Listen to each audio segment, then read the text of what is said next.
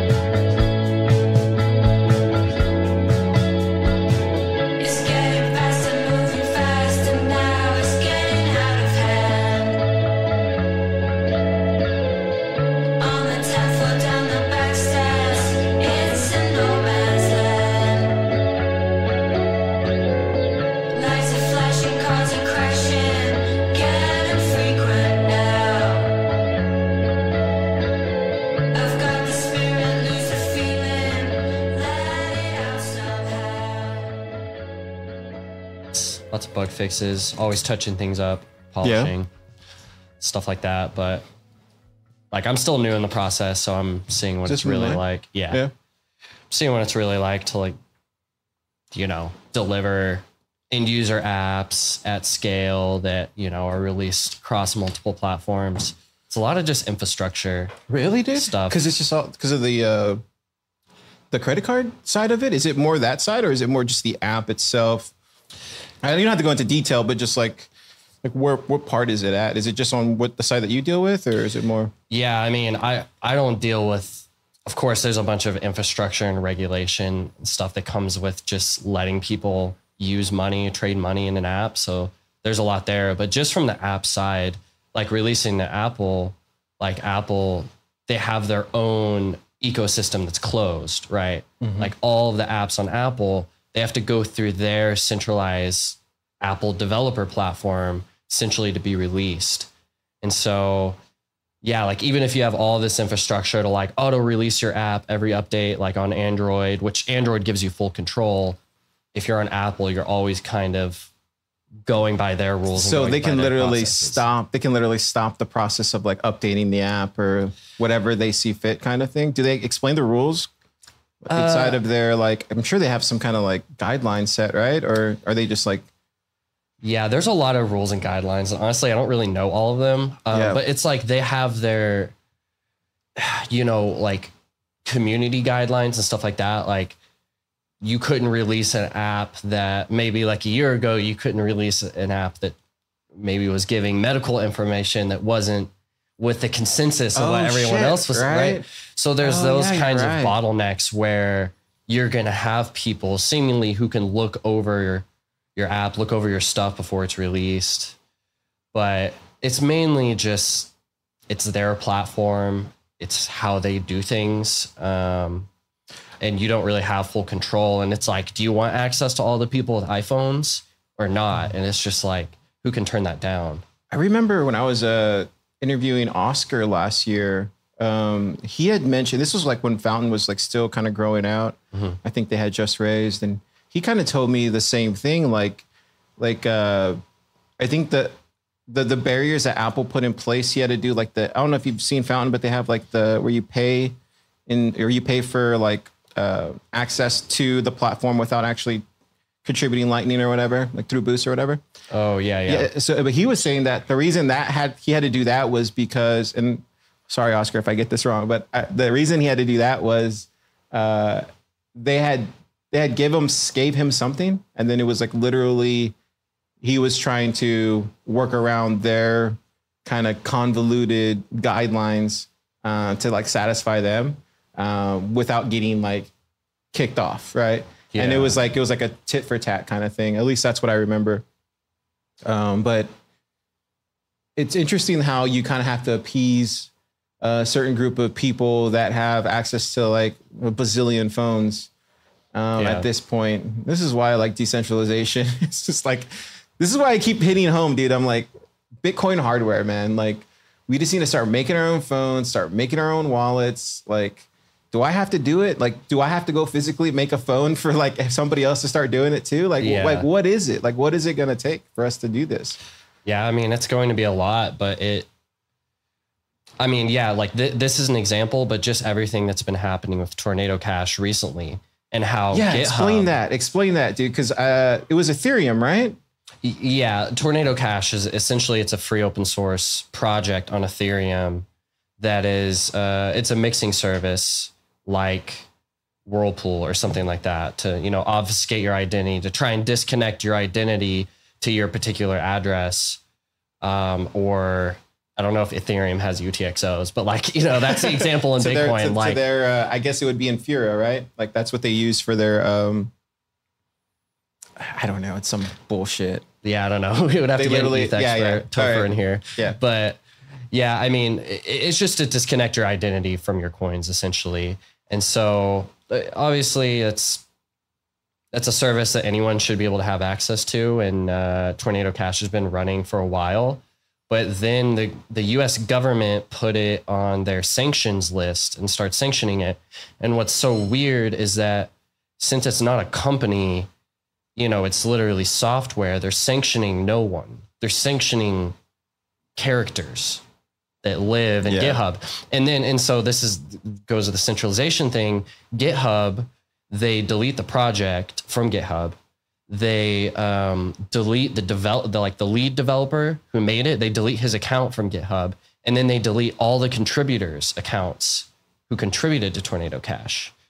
And so, like, that's a pretty big deal because most of the code in the world kind of lives on GitHub, not exclusively. But isn't it owned by Microsoft though? Yes.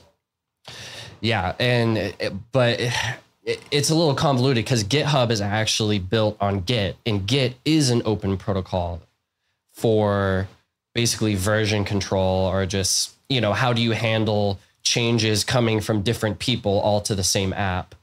And yeah, that's been an open protocol, but it's just like all of this stuff, it starts, and it's the same thing with the Apple developer thing. Like, it starts with, we build these open protocols and these open standards in order to get everyone on the same page so that we can, be more productive and not bump into each other. Just like with money, if we're bartering, we're trading, my sheepskin for your food or whatever. Like, instead we could have a meeting, we could have a standard that we agree upon. And that's what like all these open, digital standards can do. But then what happens over the Web 2 era, or whatever you want to call it, we had these open standards. We saw they are working, the internet's working. And now these companies, they basically took those open standards and they streamlined them, right? They built them into a nice platform, and they built it in such a way to where it's a lot easier for other people to use. But then over time, you're re-centralizing, right? And so, Web 1 was, or just the web itself is the idea of, decentralizing communication and information. And we did that. But if you were like in the 90s running, if you were on the internet, like in the late 90s, like you might have your own server. In fact, you probably did.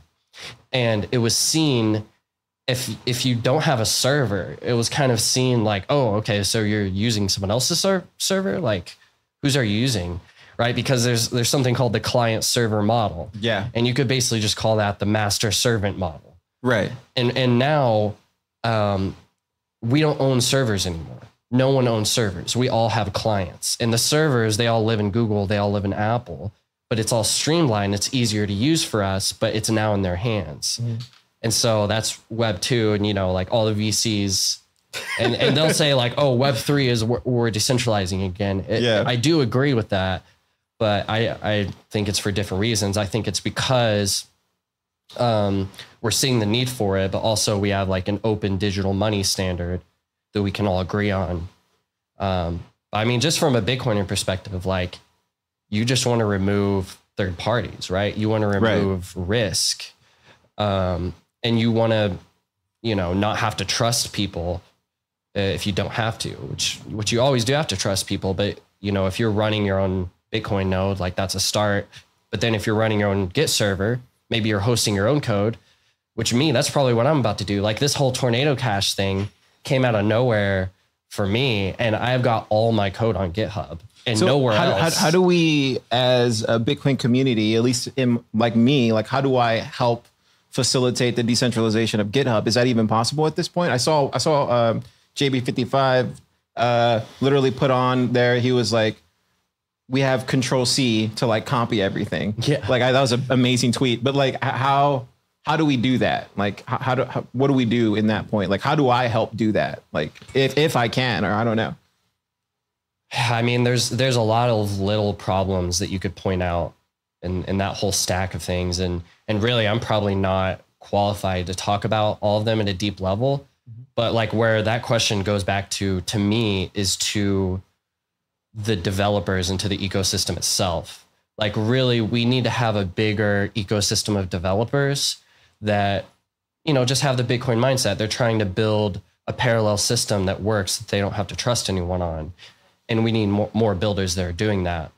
Like I know JB55, like he was talking about bringing parts of GitHub. So kind of the communication and the updates parts of GitHub onto Nostr. And it's like, hey, that's a great idea. Oh, snap, dude. And he might be doing that. But we need like 100 more people like him that are all tackling all of these little problems around the edge to, basically just allow us to be more and more independent. Could there be a way where we could like mirror GitHub as far as like Bitcoin developers and like, at least the people that are building on Lightning? And is there a way to like where you send a pull request or however that works? I'm not too familiar with GitHub myself, but like when you send like a pull request or you update your particular page, like is there a way for that to like mirror somewhere else, like as a backup? Yeah, great thinking. And that's probably the immediate next step for anyone who's like concerned about this.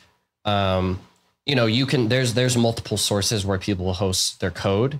GitHub is the biggest in the world, but then there's like Bitbucket and there's so we have SourceForge. So we have places to. Oh, dude, SourceForge is an oldie. That's like back in the 90s. I think it's SourceForge. I might be getting mixed up. Yeah, no, it sounds about right. Yeah, but once again, those are centralized entities. Right. So the next step beyond that is actually like self-hosting yourself, which you could do, something really simple and just say like, okay, let me get this hard drive and I'm just going to like clone all of my code repositories down, basically download them and just put them on the hard drive. Like, okay, that's one thing. But the next level would really be running your own Git server to where maybe you push to GitHub, but you also push to your own server where you can host your own code yourself. You just need to get like Start9 to like spin up all these like.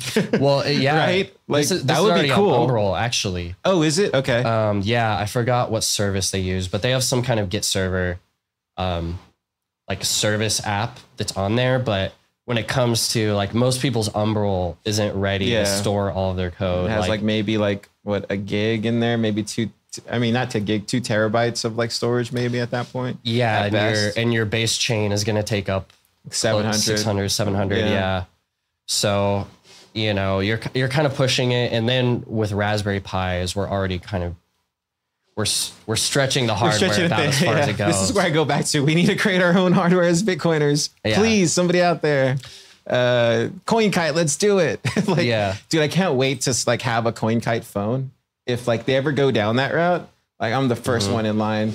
Like I think if CoinKite ever does a phone, we should do it like the old iPhones where we would like wait outside at this place and like everybody camps out and it's like a CoinKite party where we're all like hanging out and like it's just like a big like release and like that's where I feel like in the Bitcoin space, like man, I wish I was doing hardware because it would be like I would make it an event, like that's what these should be, because it's like when you're fighting against this like tyranny in the world and stuff like that.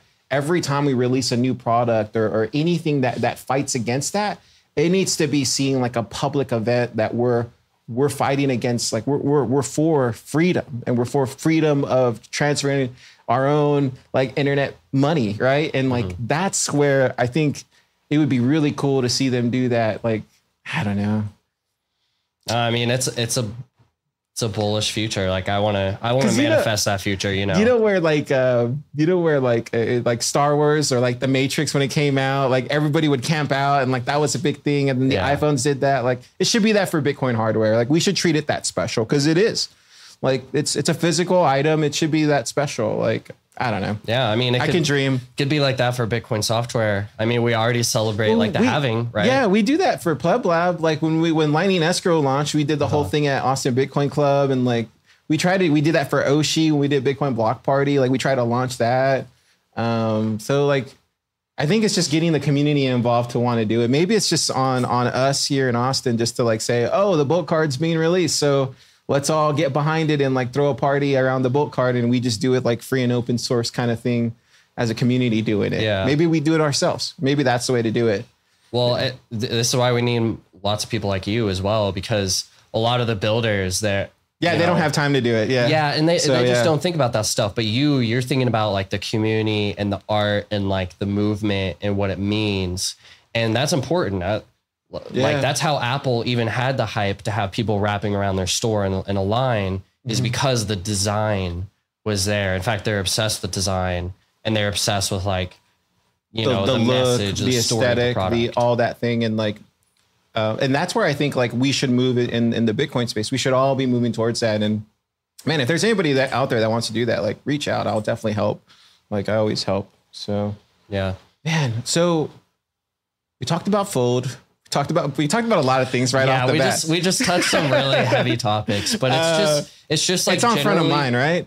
It is. It's front of mind, but for me, it always comes back to like the future that I want to help manifest is one where we have 1,000 times more devs than there are today, and that we can take those people who are just on the sidelines and are wanting to contribute, and we can bring them into the ring.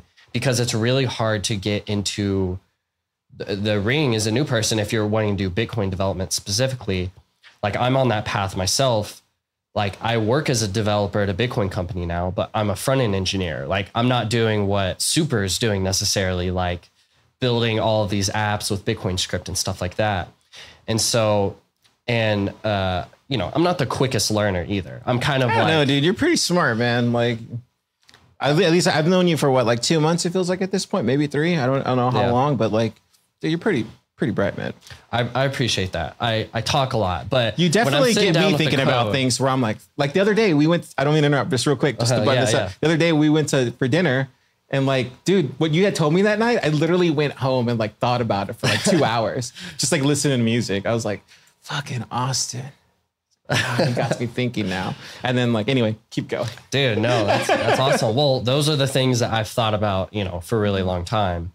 And when it comes into getting into like the deep technicals of Bitcoin and of Lightning, that stuff doesn't just wash over me. It's like, it's a really effortful time to learn the inner workings, to learn the language, to learn the history.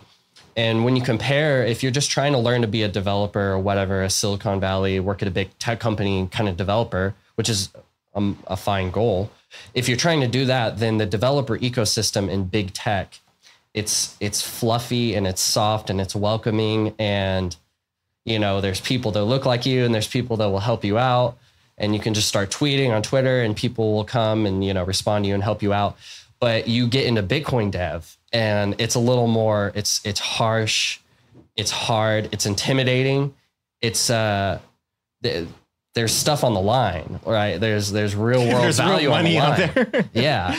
Like if you want to just build a whatever website, a to-do list app or something, you can go do that. But if you want to build some kind of Lightning or Bitcoin app that coordinates payments on mainnet, like all of a sudden you're stepping into a ring where you're like, man, what am I putting myself at risk of? What am I putting my potential users at risk of? And you just get to this point to where there's no way around it. You have to really dive in and talk to a lot of people and learn from the ecosystem. But so like I'm on that path now, being here in Austin, it's helping me learn a lot quicker, but it's dude, you've just still been, a long way to go. You've been like, and this is what we were kind of talking about it the other night. It was just like, you've just been manifesting every dream you've had. And like, that's something that we like really click on like really well is like, I'm kind of like that too. It's like, I want to manifest things to come to life. And I spend a lot of time thinking about what I want to create. And then I just go and do it. Like, and that's all it takes. And when we were talking the other night, it was really interesting because I was like, wow, Austin like thinks the same thing, but like it's on another level. Because do you want to talk about that a little bit, like what you were saying? Yeah, or at least your story and how you got here to Austin, if that's okay. Yeah, totally. Okay. Yeah, I mean, if you're on the internet, there's lots of interesting ideas you might run into, and one that's like really popular. You see this word everywhere is manifesting, manifestation, all of that. And this word is a little bit tainted, and this idea is a little bit tainted in my eyes because there's all of these very scammy pseudo spiritual books and figures and gurus and all of that are around that are telling people this idea of manifestation that I don't really agree with.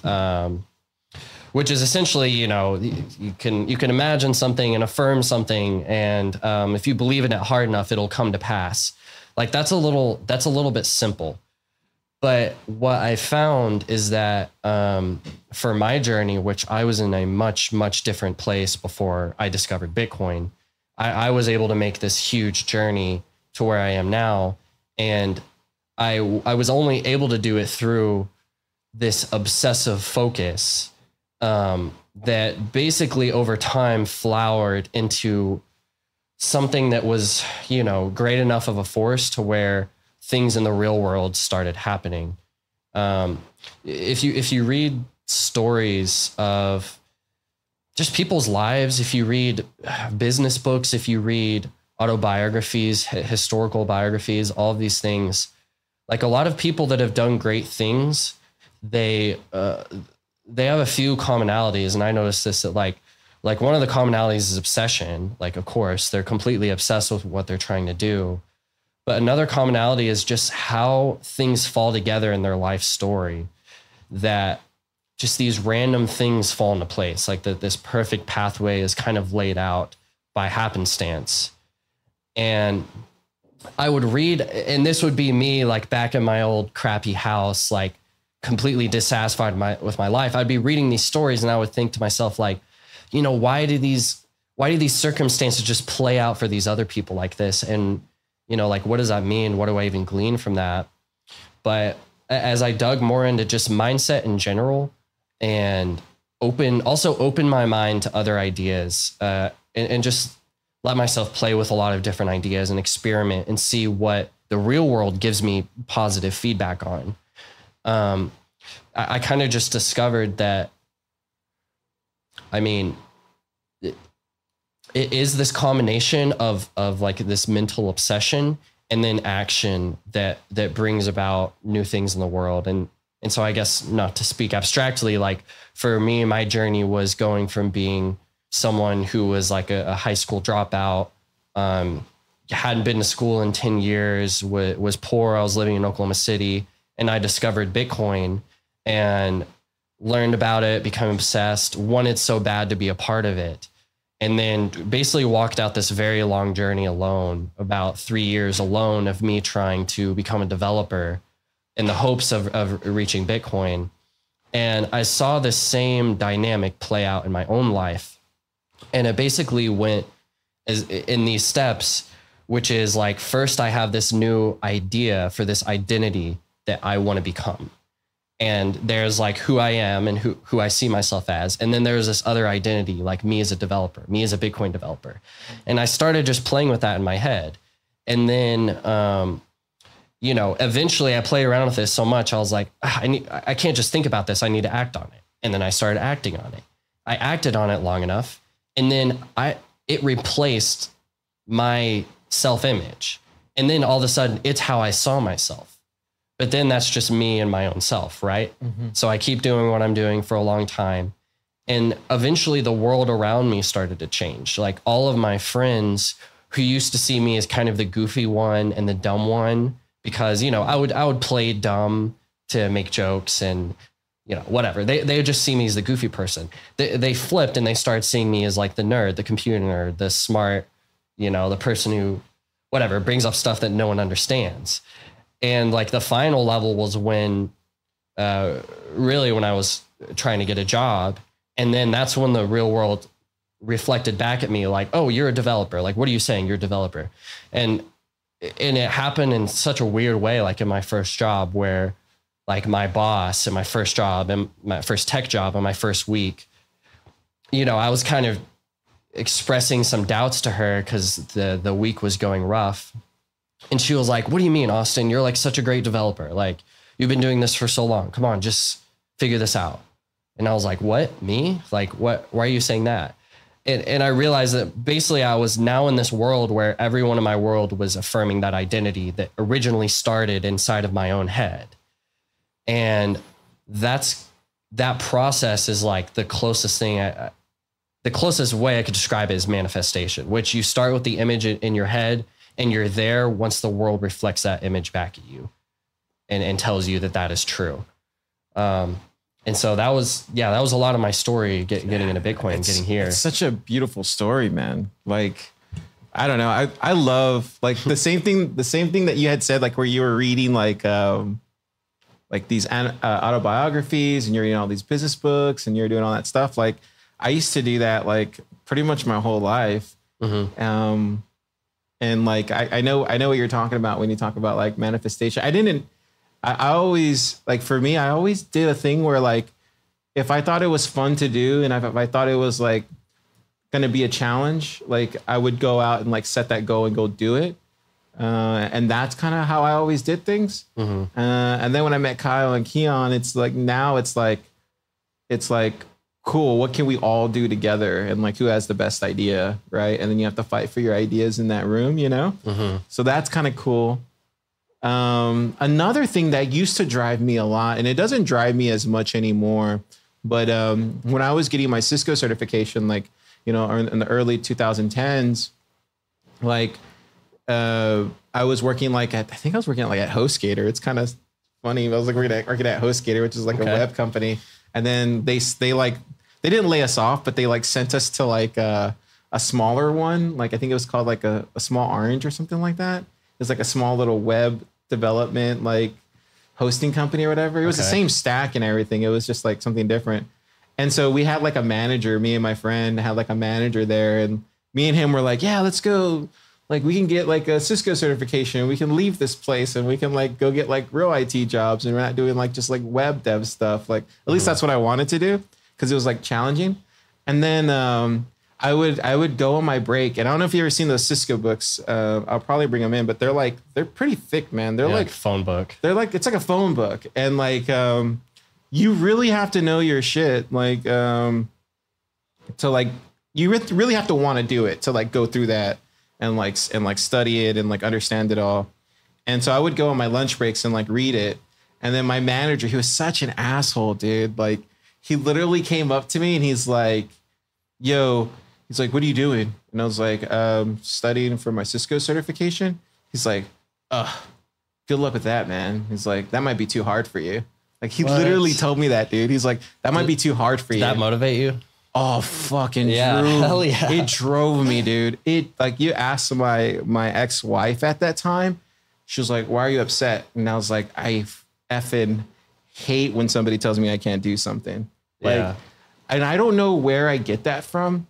But when I look at like people like Kobe and Jordan and all those people who I had looked up to as a kid, like they had that same motivation. Like if you had told, like, I think Jordan's like known for like, he had gotten kicked off of the, his freshman, his freshman, like basketball team. Yeah. His freshman basketball team at his high school, he like didn't make the cut and he was like so upset. So he like literally like just like worked on his game or something like that. And then the next year, sophomore year, he just like excelled and like blew up and then went to North Carolina. The rest is history. But like, I don't know where I get that from, but that's like, that used to be a big motivator for me was like when somebody like basically told me I couldn't do something. Cause so what happened is like, after like he told me that, dude, I went hard on that even more. Cause like, and then when I left and actually got like an IT job, and then I never said anything. Like, this is a thing where I never like, most people won't even know they told me that, right? But he did. And I used it as motivation the entire time. And then it had gotten to a point where I finally left and started doing IT stuff. And then my friend was still working there, and he goes, yo, what's his name asked for you the other day. He asked me where you were working at. And I was like, what did you tell him? He's like, yeah, I told him you were doing IT. And I go, oh, really? What did he say? He goes, yeah, he was shocked. And I was like, dang. And that was like, it's gotta feel good. That was like 2 years later. Yeah. But it kind of, that kind of stuff. And that's happened to me multiple times in my life, where like people like dared me to do something, and then I went and did it. I don't know. Does that motivate you? Those kind of things too? Oh yeah. You reminded me directly of when I was like the whole time going through my Bitcoin journey and trying to learn dev, I was still working my job at Jimmy John's. I was a delivery driver at Jimmy John's for 6 years. Wow. And I was a great delivery driver. I kind of miss it. Dude, Jimmy John's is good. I'm gonna have a weak spot for Jimmy John's. I don't eat it too much anymore though, but yeah. It was all right though. It was a great job for learning, because I was able to drive around all day, listen to the Bitcoin podcasts.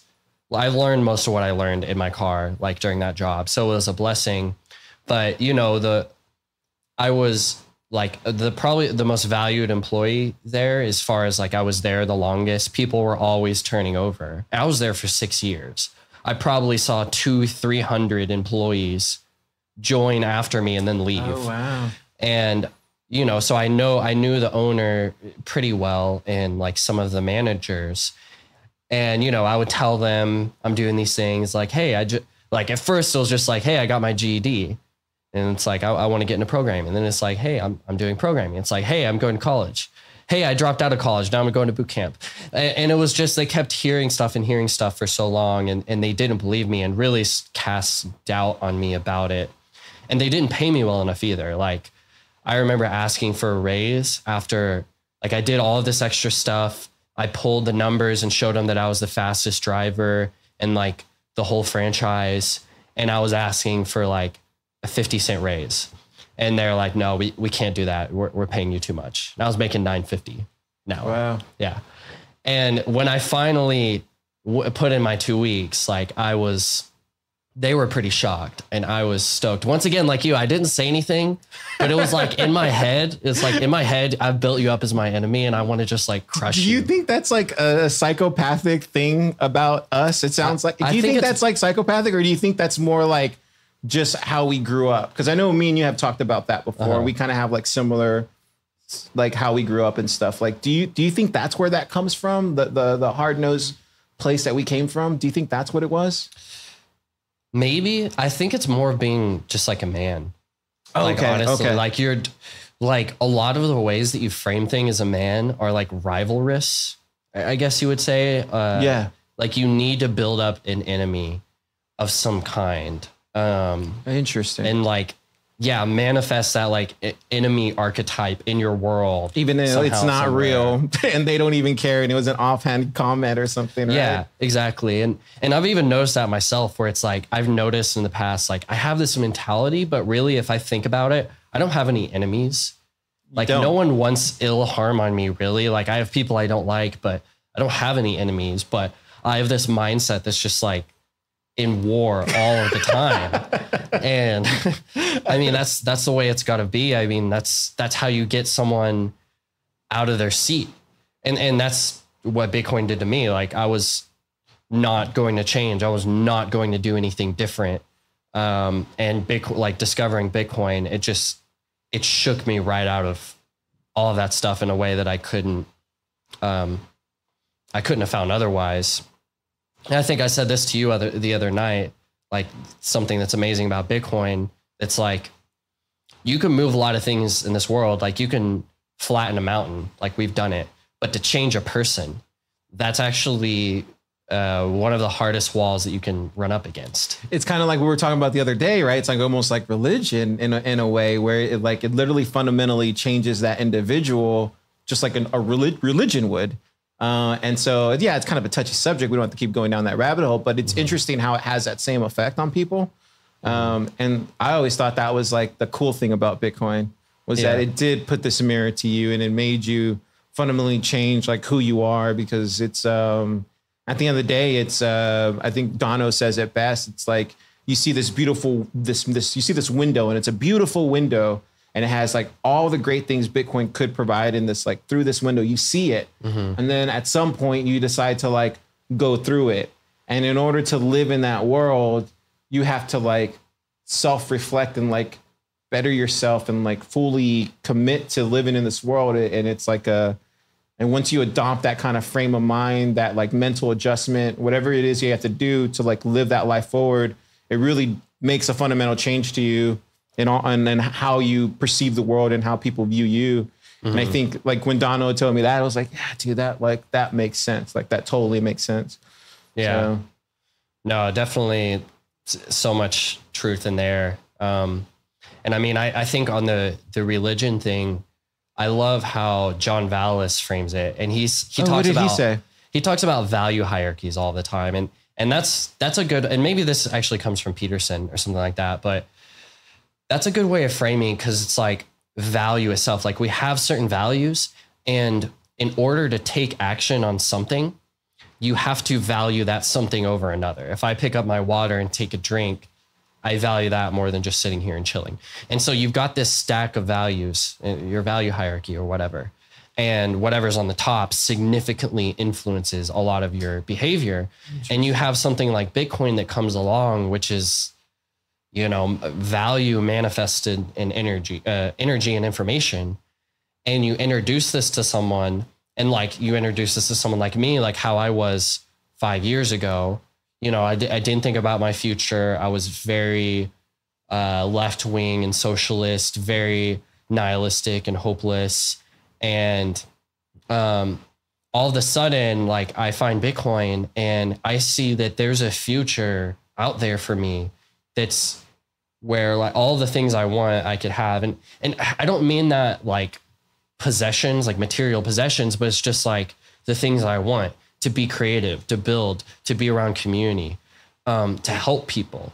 That like that bright future was there, and that it seemed like it was actually a better world. And you just learn more and learn more. And then that image that you build up, that window that you're looking into of what could be, just becomes more clear. And then all of a sudden you look around where you are and you're like, what? This sucks. Like I would rather go on that dangerous journey, whatever it is, or go into the unknown, than stay here.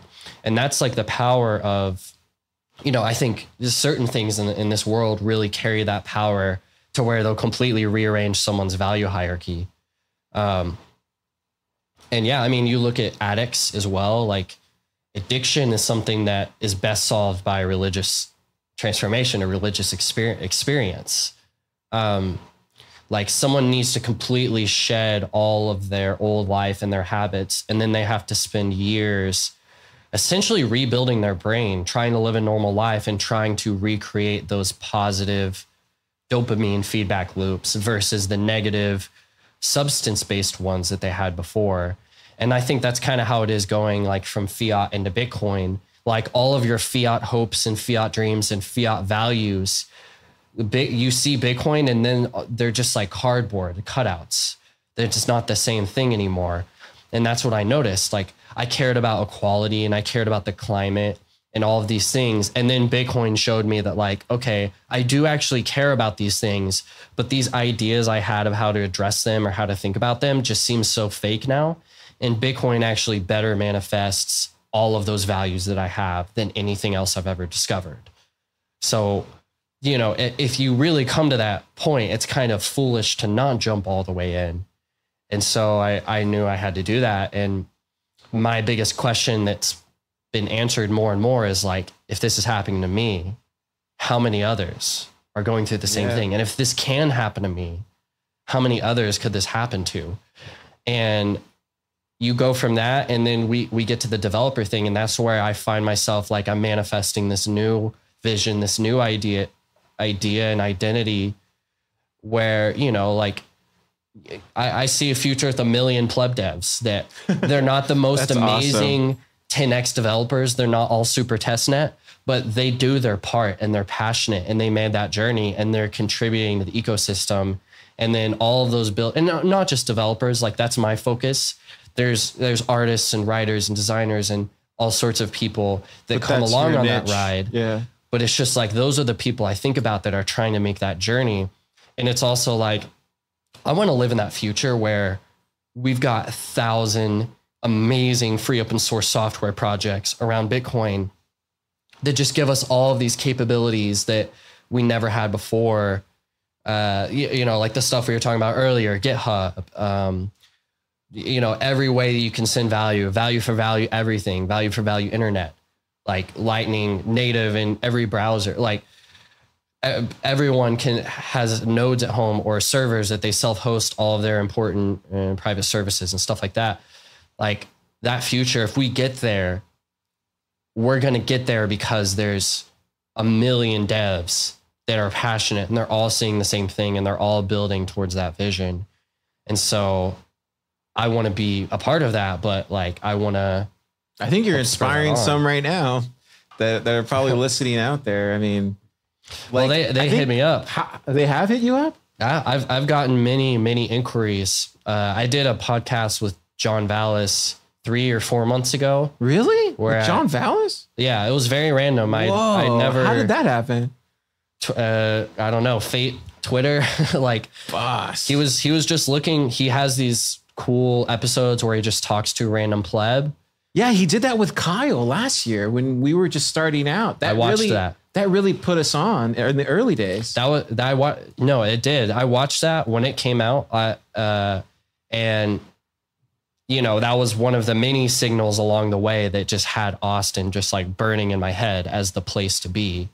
So were you following us back then too, Austin? I followed you as soon as you joined TFTC as a producer. Like as soon as they tagged you, I was like, oh, who's this dude? Cool. I'll follow him. And then I followed Kyle right after that John Vallis episode. Oh, wow. So I followed both of you and I was watching as Austin Bitcoin Club. And then you realized you're like, these guys know each other. Yeah. Well, and I also realized like these guys are doing exactly what I want to be doing, or like they're building exactly where I want to be. And like that's what made me realize even more I had to get here. What do you think about the new space, dude? Dude, you know what I think. I've been gushing about it for tell me, what do you think all about week? It? Tell all the future pleb devs, what do you think about the new space? It's amazing. It's just like a cool space. It's here on 6th Street or right in the heart of Austin. I mean, you feel that like that energy here. Like I feel it every time I'm walking here. But like for me, I mean, I was telling this to Jana last night. I was like, what they've done is so amazing, because I don't know if there's been another accelerator like this that's ever existed before, as far as accelerators where, you are making kind of a small startup ecosystem and bringing in builders and hoping to create value. Those usually only get started from either people who've already had successful exits and they're super rich, VCs, companies will do it. Like the company itself will create a space, or just like people that have access to a ton of investors that have money, right? Like you guys had no money. You had very little connections. You bootstrapped it all. And it's like that. If you've heard the old sales, like, I don't know, whatever allegory, where you start with a paperclip and you try and trade your way up to a car. Have you ever heard that? Like that sales allegory? Yeah, I think I've heard that on Craigslist. Somebody did that, right? Yeah. You like get a paper clip and then you're like, okay, what's something slightly more valuable that I can like persuade someone to trade me this for? And you work your way up to a car. Well, that's essentially what you all did. You had no freaking money and you started something that's not even a company that's like generating profit. Like, soon you started something that's allowing other people to come in and be free and build. And you went from like zero to this amazing commercial space. And just getting from where you were to here is like incredible. I don't know if anyone's done it, at least in this exact category. Yeah. And then far beyond, like I'm just more and more bullish. The things that we can do here is going to be amazing. Just to speak on that real quick, because like there was a lot of people that helped along the way. And I want to be absolutely clear about that. Like, totally. Parker Lewis, Jimmy Song, Marty Bent, Matt Odell, Nifty Nay, Justin Moon, Ben Carmen, Tone. Like, I can go down the list, bro. Yeah. Like, a lot of people in Austin helped us get off the ground in the early days. And they supported us even when they probably shouldn't have. And so Unchained Capital, man, fucking love those people there. And so like that's where I say, like, it would have been different had like we would have went out there and tried to do something as plebs. Cause I don't know if like there was anybody had ever done that before. I don't know. I was just so focused on Austin. Was there like a pleb meetup before we started Austin Bitcoin Club, or were we the first ever to do that? I always thought there were just like bit devs, but I don't remember there ever being like a social club. Yeah, I don't remember. I feel like they're so prominent now that it's almost like I can't remember before. At the time, I just remember like back in February, March, I had this vision, was like, I'm just going to start a social club. I don't want to do it by myself because I'm not the guy to talk, right? And I just started looking for the right person. I had asked like 2 more people before Kyle, and I felt that they were the right people and they just weren't it. And then, cause they said no. and then Kyle was crazy enough to said like, you know what? I think this guy's kind of crazy, but he's a Bitcoiner and sounds like he knows what he's going to do. And me and Kyle hit it off right away. Then I met Keon in Miami, and then like the rest is history. But I do realize like what we did in under a year is like next to impossible. I do realize that. Like I know that now. At the time, I didn't know it, but like coming in here now and like seeing Pleb Lab like a real lab, it hits even harder now. And I would just say, yeah, a lot of people helped along the way that probably shouldn't have, but we got very lucky because I think they knew, and we know now, like our heart has always been in the right place. And that's the thing about me, Keon and Kyle, is like, we're all very open and honest and like upfront about things. And there's like, we all keep each other in check. And this is why I always go back to this triangle offense that we run here at Pleb Lab, is like, that's why it works, is because you're running a triangle offense. And like, it's 3 different personalities. Like it's a technical, brilliant dev like Keon. It's a natural born leader, all the biz stuff that he can get done, and Kyle. And then there's like the media, the marketing, and all the artistic stuff that I do. And like, when you bring those 3 heads together, it like really makes this triangle offense run the correct way.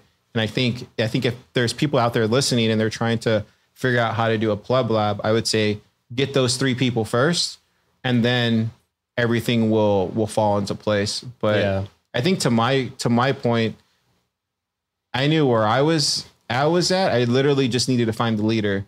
And then once I found the leader, it was like, cool, now we need a technical dev. Like me and Kyle both knew like we need a technical guy. And then that's when we found Keon. And then after that, we knew what we were doing at that point. And I think at this point, we definitely operate a lot different than we did in the early days. Like we all have our own little kind of like avenues where we work in, our own pockets as far as Pleb Lab. And I do think now it's just like, we just knock stuff out. Like we just keep working and just keep being open like Bitcoin. And that's all we got to do. As long as we're open like Bitcoin, as long as we keep doing what we've been doing, we'll be fine. It's when we start playing close to the chest and start being like, you know, assholes or stuff like that, that it'll probably get in trouble. But like, that's why if you just keep doing what we're doing, should be fine. Like that's how simple I see it. And I don't know, people will probably be like, it can't be that simple, but it kind of is. Like, just be open like Bitcoin, help out where you can, contribute where you can, do the right thing. Like it's all in the Bible. It tells you right there. Like it's really simple. And like, that's what I love about like Bitcoin is like, it's just proof of work, and it's proof of work in your real life. And then it's proof of work in your virtual life. And then it's proof of work, you know, inside of you, and you have to work to get better and stuff. So shout out to Francis too. He was a big one. Francis was like the first one that really believed in us. Well, yeah, I mean, I agree with what you're saying. Like, obviously you got all those people that we all like know and trust, or at least know and trust a lot of them. And if you get them all aligned, it's like they all saw the same thing. They saw that you were genuine, and they believed in you all, and it's paid off. what you were saying about like the trio of you three, it reminds me of Y Combinator, you may know, is like the biggest startup accelerator in the world. They've got these huge courses and whatever. A few years back, I was trying to start a project to basically graduate into a startup. And so I was going through the Y Combinator boot camp. And, you know, they've got all of these lessons and all these philosophies to help guide you starting a company. But like something they talk about with like a founding team, like what do you need of a founding team? And they had this like kind of quirky saying that you need to have a hacker, a hustler, and a hippie. You need to have a hacker, a hustler. They said that? Yeah. Really? And that's basically their way of saying like, you need to have a hacker, someone who's like very technical and knows how to think in that engineering mind. You need to have a hustler, someone that can make the sales, someone that can do the negotiating, do the pushing. And then obviously you're the hippie, right? You know what's funny? You know where I got the idea from? Where? I've never said this before. So if anybody's listening, this is free alpha. Okay. There's no such thing as free alpha. There's no such thing. Got it from Joe Lubin. Joe Lubin. Who's that? He's a Ethereum founder. Okay. Yeah. You want me to explain why? Yeah. Yeah. So like, I used to be in the crypto space. I used to work in that area because I had like crypto background. Like that's what I did. And so I would go to like Consensus. I'd go to Brooklyn. I'd go to all these like fucking, I'm sorry to cuss. Sorry, God. I'm trying to get better. I've been bad about this lately. I don't know why. What's come over me? Because you're hanging around with these animals. Probably. I need to inspire them. Yeah, so I would go to all these crypto events and I would get invited to them. And then you'd start doing interviews with these people. And then as you started doing interviews with these people, you kind of get to know them better. And then you would start hanging around in their little cliques and you would understand how this whole ecosystem worked. And for me, one of the things that caught my attention was like how Joe Lubin was able to build his kind of infrastructure in place. Mm-hmm. And I think a lot of people don't realize this. And this is all we did is just recreate the Joe Lubin model, but on Bitcoin. And this is where like me personally, I can separate the man from his business, right? If that makes sense. Like we all know these things about Ethereum and all the stuff like that, but I can separate those two things and like look at how he structured things. Yeah. And so he literally structured like Consensus. I don't know if you know what Consensus is, but it's like this like I guess it's like an incubator, or they do development or whatever like that. But then they had the Ethereum Foundation, and the Ethereum Foundation gave him a lot of money. So he literally spent all this money and he funneled it into building these developers in Consensus, and then they would go and build all the apps and stuff. Yeah. And then like literally he had another media company. So he had a media company called Decrypt. And so he would funnel all his developers in there. And so when I would see all that and see how it all worked and like see basically how the sausage was made, I was like, that's interesting. How do I do that in Bitcoin? So when I was like last year, like in February, March, and I was like, yeah, I'm going to start Austin Bitcoin Club. And then I met Kyle, then I met Keon, and I was like, wait a second. I think we just accidentally created the Joe Lubin model, but on Bitcoin, because we had Austin Bitcoin Club. And then all of a sudden me and Keon had been talking about doing like a hacker house. And then I was like, wait a second. This is like kind of like, because Kyle came in and he was like, yeah, this could be an accelerator or whatever. And we were like, we don't even know what that is. We just want to make a hacker house. Mm-hmm. And he was like, no, we could do this, this, and this. And I was like, oh, so like you would literally, it's like Consensus. It's like you're building a consensus. And then I already had Thriller Bitcoin, but like, so I had Thriller Bitcoin. So I was already doing like free, and I still do free, like whatever, because I don't care. I just want to support my ecosystem. And Austin Bitcoin Club, I don't care because I just want to support my ecosystem. Yeah. And then we did Pleb Lab because we don't care. We just want to support our ecosystem. So we didn't have any money to do it. But when you start doing things I don't want to say the correct way, but when you start doing things out of just giving and out of like free and open and like helping people gravitate to that, man. And like, this is where I think the Bitcoin space needs to understand, like, you can be free and open with these ideas and like all this stuff. Like there is no competition. If anything, we need to make more Pleb Labs, and it doesn't need to be called Pleb Lab. It just needs to be called whatever you're going to call it. Like we need more of them because like if we don't, Bitcoin's going to lose, and it's going to lose not only to Ethereum, like it's going to lose against to the fiat world that we're in. And like, this is where like, for me, it's about the bigger picture. It's never been about the small picture. It's never been about like, how does Pleb Lab dominate the world? F that, dude. I don't care if we don't make it past 5 years. I mean, technically I wanted to make it past 5 years, but you know what I mean? We just need to inspire enough people to where they're going to go off and do it the same way. Mm-hmm. And like, once they start doing that, then we can probably really help out developers in a whole nother way. Yeah. Right. Because then there's like these little hacker hubs in all these different places around the world. And then people can go and learn and gravitate towards it. And like, that's just how simple I saw it. It was just like, it was plain as day to me. Mm-hmm. And that's smart. I mean, you're paying attention and yeah, like you want to look at what are your competitors doing? Or just like, what has worked? Why did it work? And this is a lot of the same like analysis you were doing is how I've thought about the developer ecosystem, which is maybe a little bit more narrow than how you were thinking of it and focus. But like when you look at Ethereum and Solana and just all the shitcoins, like the developer ecosystems they have, many of them are bigger than Bitcoin.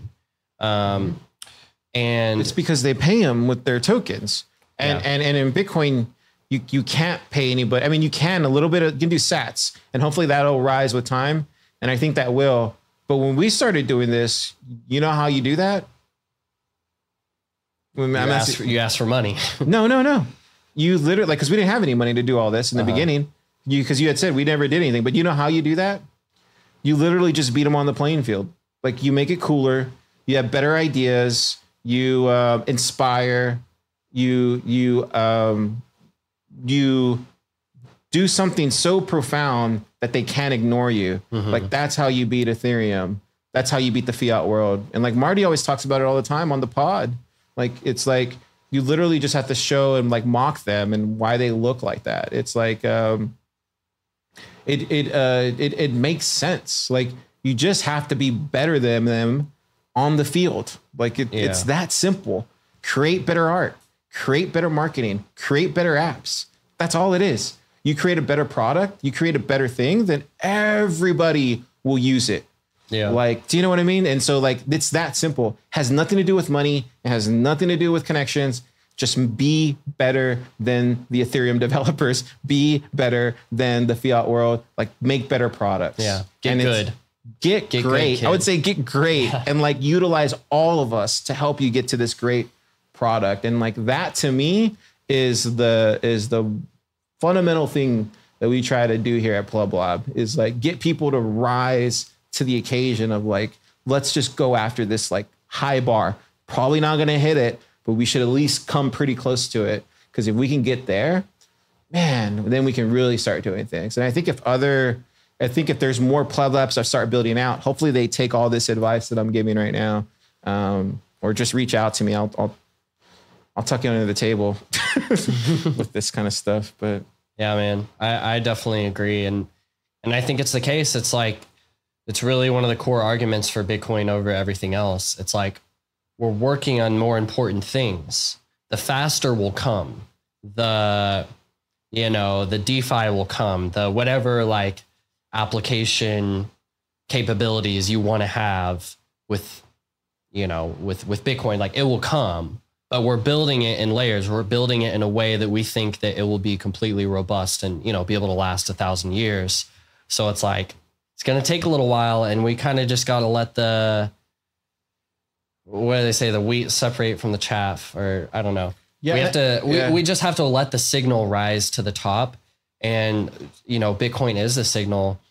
And I think Lightning and what's going to be enabled on Lightning, I think I can't wait for that moment when we can show everyone that we can do everything that they said Web3 and DeFi was, but we're doing it on Bitcoin.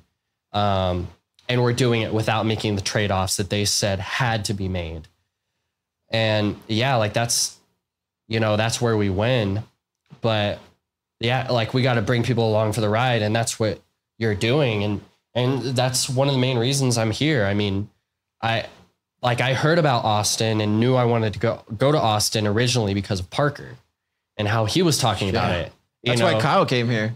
Yeah. Well, he was saying like he was saying in 2019, this is manifesting, you know, that Austin's going to be the Bitcoin Mecca.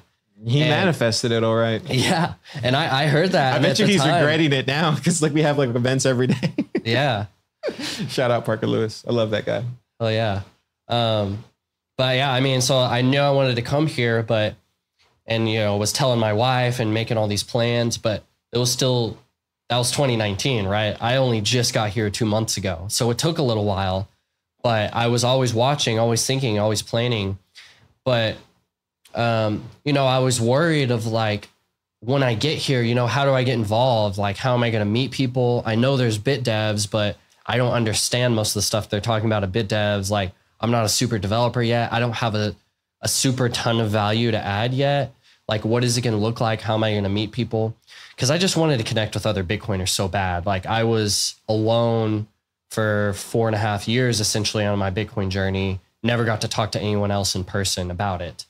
Well, I talked to people about it, but no one else who was into it or nearly as much as I was. And when I started seeing you and Kyle and Austin Bitcoin Club and this new just community of people talking online and seeing that like, oh, wow, people are hanging out outside of bit devs.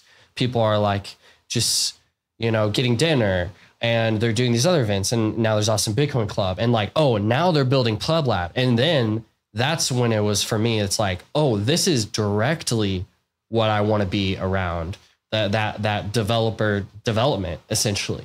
And, you know, that me and my wife, we showed up here, you know, moved into our apartment, and 2 days later we went to the first event we found on Telegram. Oh yeah. And you won was that where you won? Well, that was actually the third event I went to in 1 week. So like the first week I met with Bitcoin, like first week here, we met with Bitcoiners like 5 times.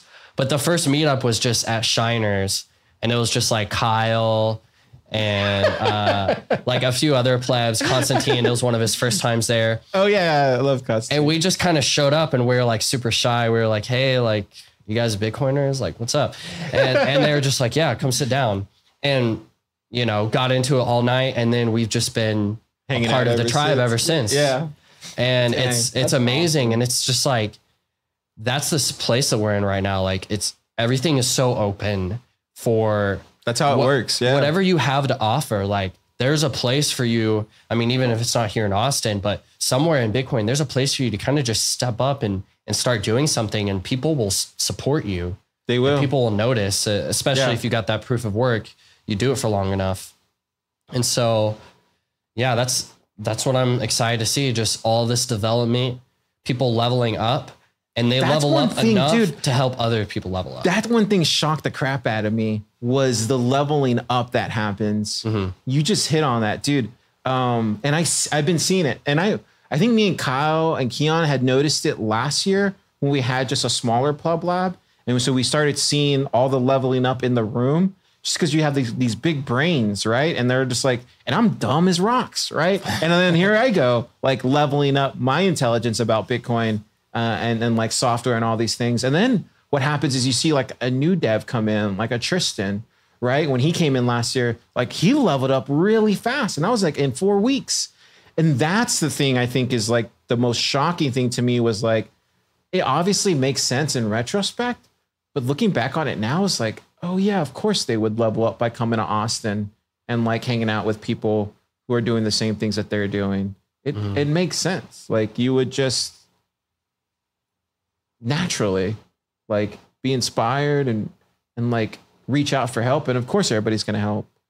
So I don't know. That's kind of cool how that happened naturally. It's that human contact, you know, we need it. We've been online in our own dark corners for so long, yelling back and forth at each other and just being super disagreeable. And like, that's not like, that's necessary. And that has its place. It's had its place. But I think the future is communities. The future is church. And like church is like, I've had to redefine or rethink of what church actually means. Like 200 years ago, what did church mean? It meant you and your local community that you would set this time to get together and kind of like affirm with each other and remind each other and just all together point towards a higher value system together. And you make the community stronger and you build trust. And, you know, and really that's a lot of how we got here is building up those communities from the ground up. And we've lost touch with that. We're all globalized now. We're all top down in our communication. We're tweeting at each other, but it's like, there's real people here. You got to create in Austin and other places. You got to build out in the open. And I think maybe it's Carmen that says that all the time. I forget who says it. Who is it that tells me that? But it's like, you got to build out in the open. Probably Keon, right? It's like build out in the open and then everybody will see what you're working on and like you can learn and somebody will reach out to you. It's like, do more of that. And like, that's what I try to do in my small little, you know, sandbox that I do is like, I try to just build out in the open and like see where I can help out. And I think it works. Yeah. I think it works. It does. That was a hard switch for me to make as well, as learning how to talk about myself and how to like document my journey and stuff like that. Cause I didn't have any I was on Twitter for years, just kind of lurking Bitcoin Twitter. I didn't have anyone following me and didn't really say much, but wanted so badly to be a part of things. But it's like, how am I going to do this? How am I going to do this? And really the answer how was just take years to step up to the call, do the hard work. But at a certain point, I realized that like, I need to just be talking to people. Like I need to let people know who I am somehow and what I'm trying to do and document that. And that's where I came up with like my Twitter name, Bitcoin Pleb Dev. Yeah, it's a great name. Because it's like, name. That's how I can frame myself in a way that feels comfortable. It's like, I'm not Bitcoin dev. I'm not an expert. I am a pleb. That turned dev. And I'm on the journey. And that's cool. I mostly just have a lot of questions and just a lot of encouragement and like gushing to do with. Have you talked to people. Justin Moon about your journey at all? Have you talked to Justin yet? I've talked to Justin a little bit, but I remember in the early days, he talked a lot about that, how he got inspired the same way where he just started, you know, learning Bitcoin just like that. Back then, I don't think there was a pleb that was like, I don't think that was a word back then, but he was just like a regular Bitcoiner. And then he became and then now he is who he is now. Right. It's like, he's a big deal. And like, I remember seeing Justin like in the early days of Austin. And I remember thinking like, who is this guy? He's like an otherworldly force. And so whenever we were doing like Bitcoin plus, I was so just like focused, but I was so like, had a lot on my plate. And like at that time I would just go outside and I'd smoke a cigarette. And then all of a sudden like Justin would come over and he would be like, what's going on, Car? Be like, dude, this, and this. And then he'd be like, and he just like give me like the wisdom that I needed. He did that like 3 or 4 times. Wow. Yeah. And it was just random spots that we would see each other. He would just tell me, and then he was telling me all his own things. And then afterwards, remember when we had that party at Shiners for Bitcoin plus? And like when I went over there to Justin, he's like, you did it. You're at the finish line. You did it. He's like, was it worth it? And I was like, hell yeah, it was worth it. Like it was so worth it. And he's like, awesome. That's sick. But like, that's who Justin is, dude. Yeah. I want to talk to him more about his journey. I'm curious. Like I saw some of his early stuff. Like he had like an early Bitcoin course in Python, but he did a whole like course and everything. He did a whole course and everything. Yeah. But you know, you see that like someone that goes through that, like Justin, like you come out the other side, you want to be the mentor, like, cause you're walking a hero's journey, and that's how it ends. You go, you know, you answer the call to adventure, you go do your whole adventure thing. But then after that's all done, you do this, that step is called return the boon. You basically like take what you've learned, take what you've gotten, and you return it to the community. At first you're leaving the community for your call to adventure. Then you come back around and you bring back more than what you've taken. And I think that's what everyone like, at least guys, like that's what we want to do. I feel like maybe that's what everybody's doing. Maybe that's what everybody was doing in the early days when we were trying to do things just as like crazy Bitcoiners. Yeah. Maybe that's what that was, right? There was like they're giving back. Yeah. I'm sure that's what it was. We never had those conversations, because we're men and we don't have those those kind of conversations. But maybe that's what that was. Interesting. I mean, it's like people, like I have a certain knack, like I really care about. I don't know. It sounds cringe to me to say like mentoring others. Like, no, I like to Bitcoiners don't say that, but like, I know what you're trying to say. Connect with other people and like help them and encourage them. And like, I found that out really quick when I was learning dev, because like I became like at my boot camp, I became a team lead and started helping students who were just starting to program, like started helping them through the curriculum and stuff like that.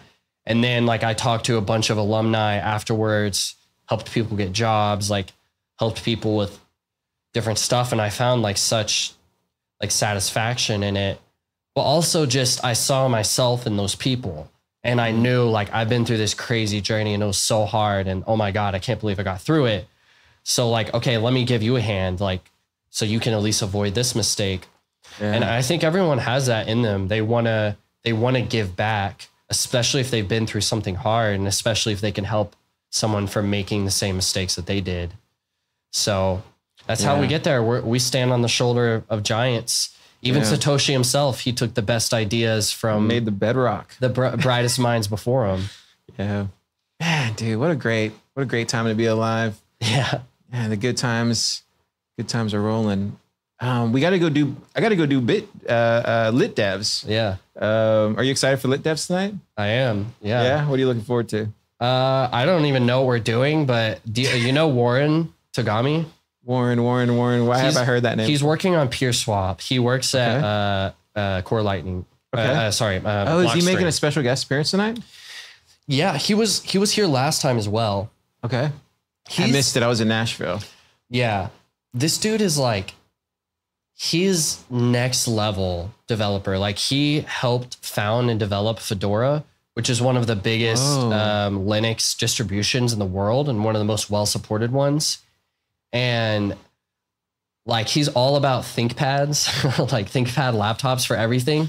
And I bought a ThinkPad from him like 3 weeks ago or something. And he's just been messaging me like constantly, like all this information that like I hardly understand. That's awesome. And he's going to do a live demonstration tonight where he like puts a SSD inside. He's going to use my laptop to like put an SSD inside and show how you can like add your own SSD in order to basically be able to use it as a node. Nice. Because that's what I'm going to be using mine for, is like my new Lightning node. That's so cool. We have XFrog sent in. Shout out XFrog. He sent in the mixer that we needed, so we're running new sound. I was testing it out before we came here, and then hopefully everything. Fingers crossed. Are you gonna get the soundboard? Good. We're gonna get a soundboard. Well, dude, it's pretty legit, dude. Like XFrog, like really picked something really sweet. So I can't wait to play with it when we get over there. But yeah, we should probably wrap this up so I can head over there. Man, we got to do a part 2 though. Always down. There's even more we probably could have gotten into. Yeah, definitely. Man, could talk all day. Yeah, we could talk all day. It's cool to finally be on. Hell yeah, dude. Like, I loved conversating with you, Austin, because I don't know. I just feel like there's a lot that when we hang out that doesn't need to be said, but like we both know, if that makes sense. Mm-hmm. Yeah. It's kind of cool. I feel that. Yeah. Heck yeah. I'll end it right there.